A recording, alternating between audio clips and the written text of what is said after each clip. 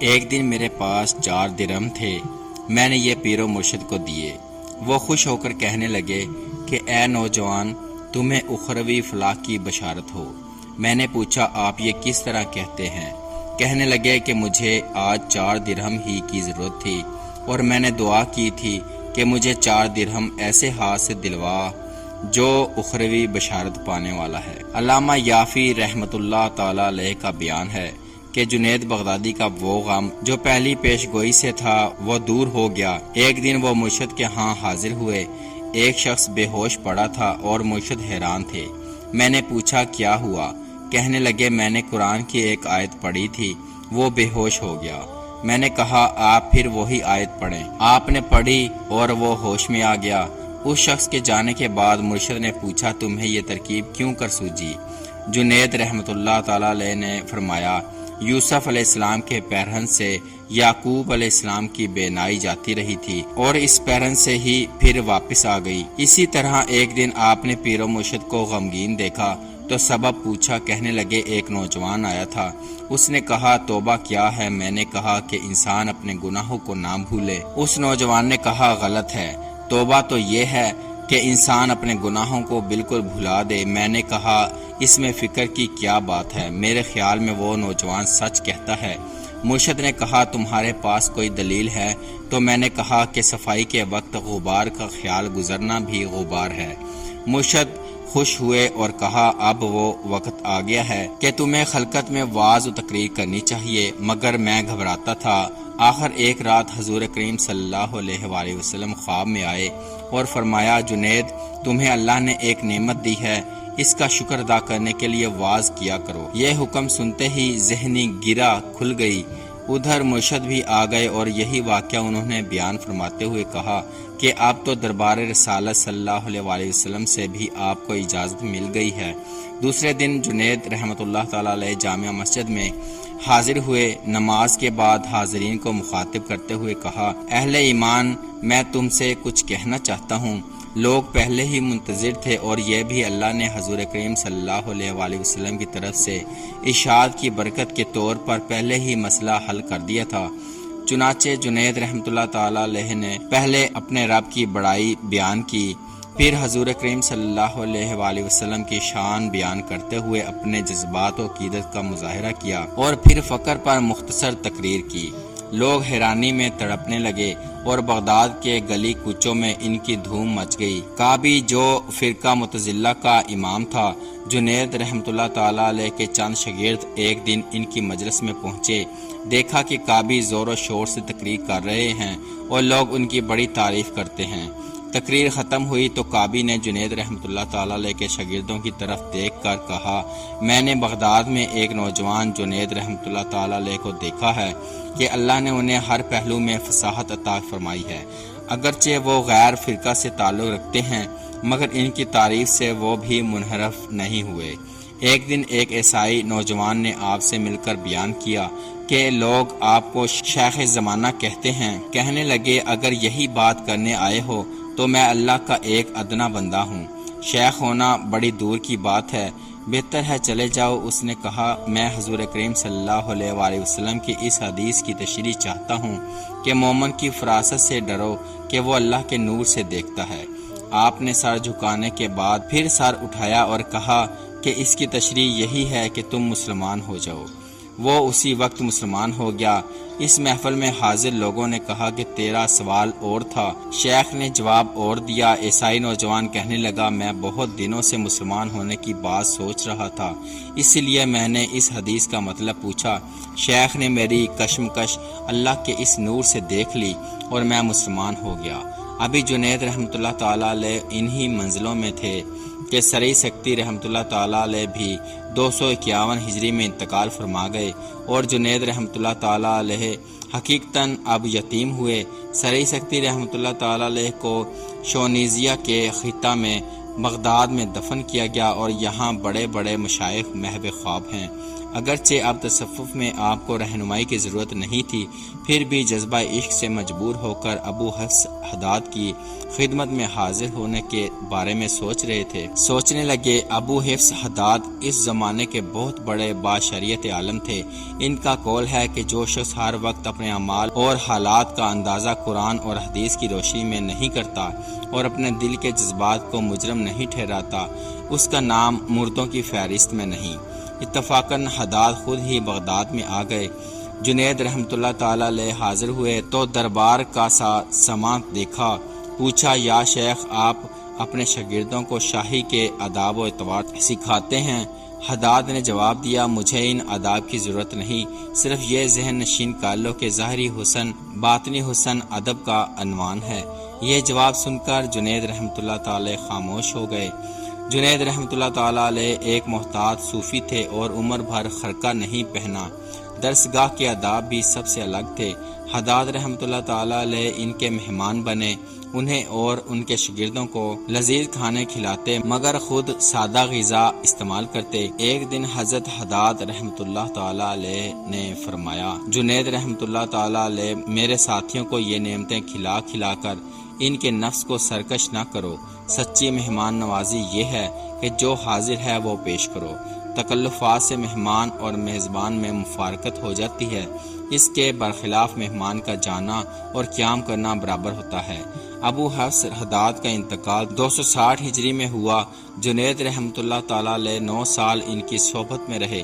ان کے علاوہ آپ کے اساتذہ میں حضرت شیخ محمد بن علی اور حضرت محمد بن مسروق توسی کے نام نمایاں ہیں۔ شیخ محمد بن علی کا انتقال 276 ہجری میں ہوا۔ حضرت محمد بن مسروق توسی 298 ہجری میں فوت ہوئے اور اسی سال حضرت جنید بغدادی رحمۃ اللہ تعالیٰ علیہ نے انتقال فرمایا۔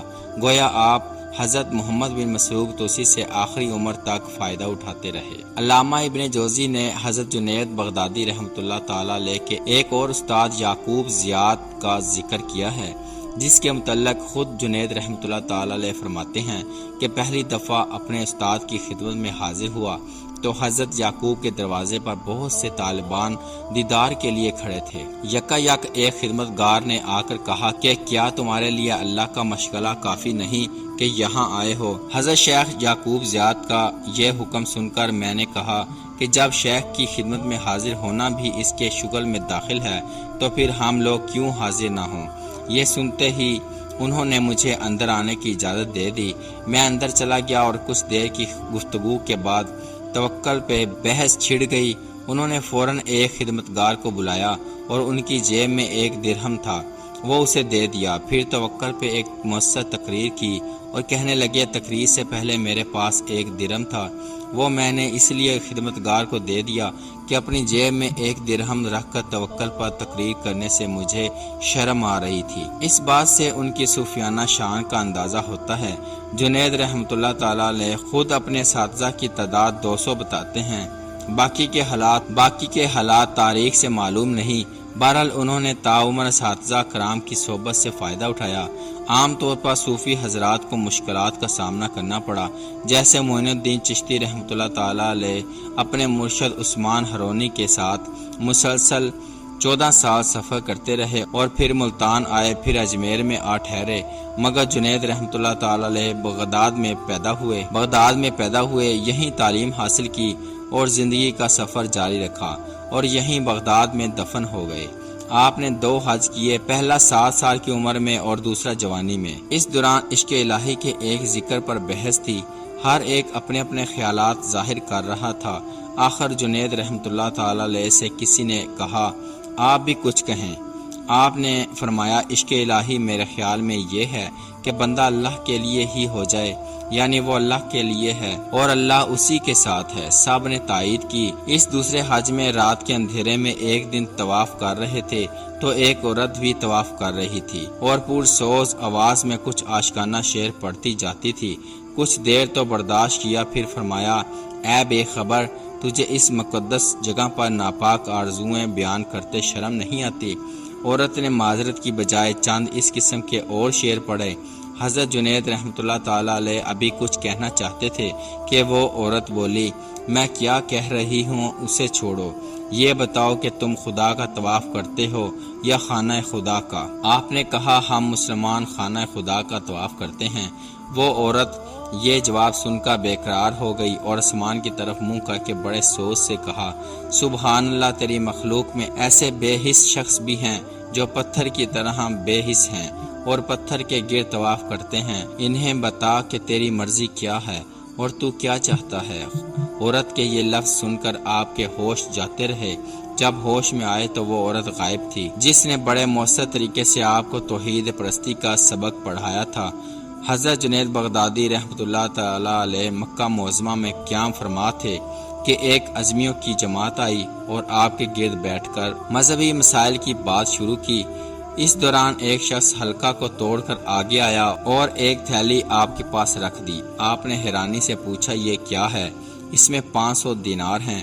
اجنبی نے کہا، میری خواہش ہے کہ آپ اسے فقیروں میں تقسیم کر دیں، یہ کام تو تم خود بھی کر سکتے ہو۔ اس نے کہا، میں مستحق لوگوں کو نہیں جانتا۔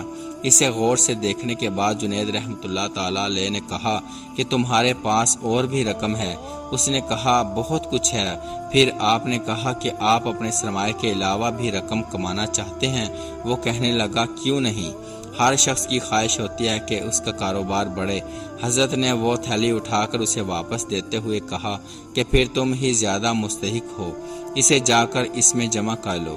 حضرت جنید رحمۃ اللہ تعالی علیہ فرماتے ہیں، اللہ نے عجیب طریقوں سے میری مدد کی۔ ایک دفعہ میں حج کو جا رہا تھا تو ایک شخص کو ایک کیکر کے درخت کے نیچے اداس بیٹھے دیکھا۔ وہ گھر سے تلاش حق کے لیے نکلا تھا، لوگ آ جا رہے تھے۔ میں نے اس سے پوچھا تو معلوم ہوا کہ یہاں پہنچ کر اس کی طبیعت میں وہ صورت باقی نہیں رہی اور میں اسے تلاش کر رہا ہوں۔ جب میں حج سے واپس آیا تو وہ کچھ دور ہٹ کر بیٹھا تھا اور خوش تھا۔ پتہ چلا کہ وہ چیز مجھے یہاں مل گئی ہے۔ آپ کہتے ہیں کہ اللہ جانتا ہے کہ ان دونوں باتوں میں کون سی اچھی تھی، کھوئی ہوئی چیز کی تلاش میں بیٹھنا یا گوہر مراد پانے والی جگہ بیٹھنا۔ ایک بار آپ بہت سے خدام اور مشائخ کے ساتھ جا رہے تھے۔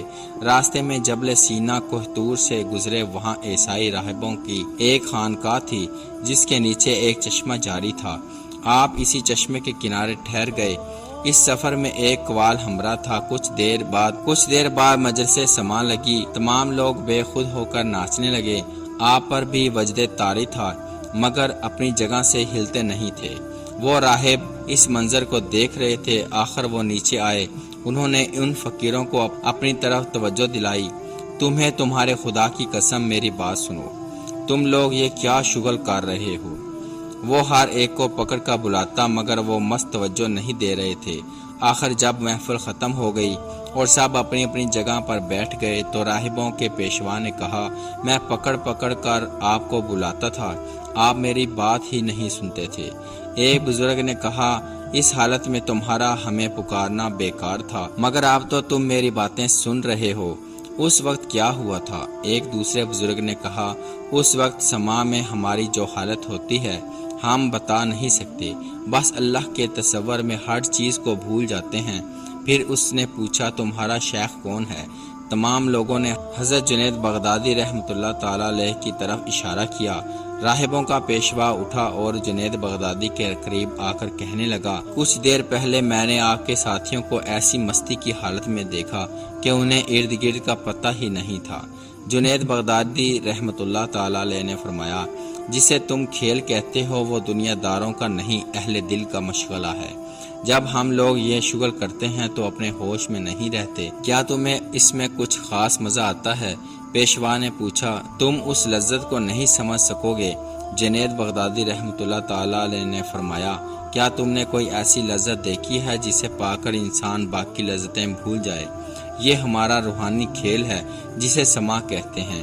کیا سما دوسرے مذاہب میں بھی پایا جاتا ہے؟